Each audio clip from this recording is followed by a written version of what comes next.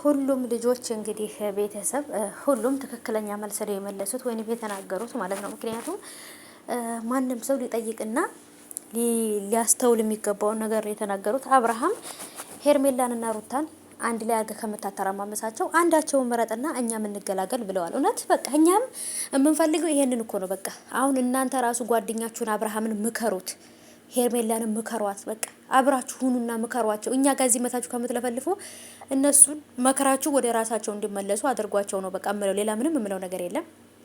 ሰላም ሰላም የኔ ውዶች የኔ ወርቆች እንዴት ናችሁ?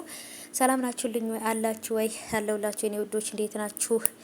እንኳንም ሰላም ዋላችሁልኝ። እንኳንም ፈጣሪ ለዚህ ሰዓት ደቂቃ አደረሳችሁ የኔ ውዶች ማለት ነው። እንግዲህ እየተፈጠረ ያለው ነገር እንደምታዩት የተተረማመሰ ነገር ሆኗል ማለት ነው። ነገሮች ድብልቅልቅ ብለዋል ማለት ነው። እንግዲህ በእነዚህ ሄርሜላና አብርሃምና ሩታ በሚባሉ ሰዎችና ተደበላልቆብናል። አሁንም ልጆቹ እየተናገሩ ያሉት ትክክል ነው፣ ግን ደግሞ መናገር ብቻ ሳይሆን በተግባርም አድርጋችሁ አሳዩን። በቃ አብርሃምን ምከሩት፣ የራሱን የሆነችውን አንዷን ሴት ይምረጥና በቃ ከህይወታቸው ይውጣ። እውነት አሁን እኮ አብርሃም ሄርሜላን ቢመርጥ ሩታን ቢመርጥ እኛ ምናችንም እንትን የሚጎልብን የሚጨምር የሚቀንስ ነገር የለም። ግን ቢያንስ እንኳን የሰው ልጅ የሚያስበውን ሀሳብ በመጥፎ ነገር እንዳይረዱ ይቀንስላቸዋል። ታውቃላችሁ። እና አሁን ላይ ሰው እየተረዳ ያለው በቃ ባለጌ እንደሆኑ መጥፎ እንደሆኑ በቃ ታውቃላችሁ ምን አይነት አስተሳሰብ እንዳላቸው። እና ስለዚህ አብርሃም የሁለቱንም የሴት ልጆች ህይወት ልባቸውን ከምታንጠለጥል ማንን ይመርጥ ይሆን ወይ እኔን ይመርጥ ይሆን እያሉ መጥፎውንም ጥሩንም እያደባለቁ የሚያደርጉት አንተ እንድትመርጣቸው ነው። እሱንም ደግሞ አንተ ከሌላዎች ወንድ የለም። አብርሃም ከሌላ ወንድ በልጦ አይደለም። በነገራችን ላይ እሱ ከሌላ ወንድ በልጦ ሳይሆን ይችኛይቱም አፈቅርሻለሁ፣ ወድሻለሁ፣ አገባሻለሁ ብሎ ቀለበት አድርጎላታል ለሄርሜላ።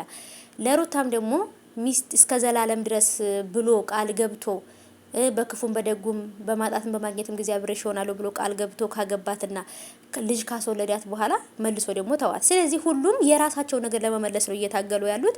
እውነት ማን ጋር ነው ያለው? አብርሃም በትክክል ከማን ጋር የሚሆነው? ምን እያደረገ ነው? ምን እያስተዋለ ነው እስካሁን ድረስ የዘገየው የሚለው ነገር ለሁላችንም በጣም ትልቅ ጥያቄ ነው። ግን ደግሞ ምን ላይ እንደሚደርሱና መጨረሻ ላይ ምን ሊሆን እንደሚችል ማየትና ማሰብ በጣም መገመት ራሱ አትችሉትም ምን ሊፈጠር እንደሚችልና እና እኔ ወዶች እስቲ እንግዲህ መጨረሻ ላይ ምን እንደሚፈጠር አብረን እናያለን። ልጆቹም ትክክለኛ ነገር ነው የተናገሩት። ስለዚህ አብርሃም ይሄን ቢወስን አሪፍ ነው።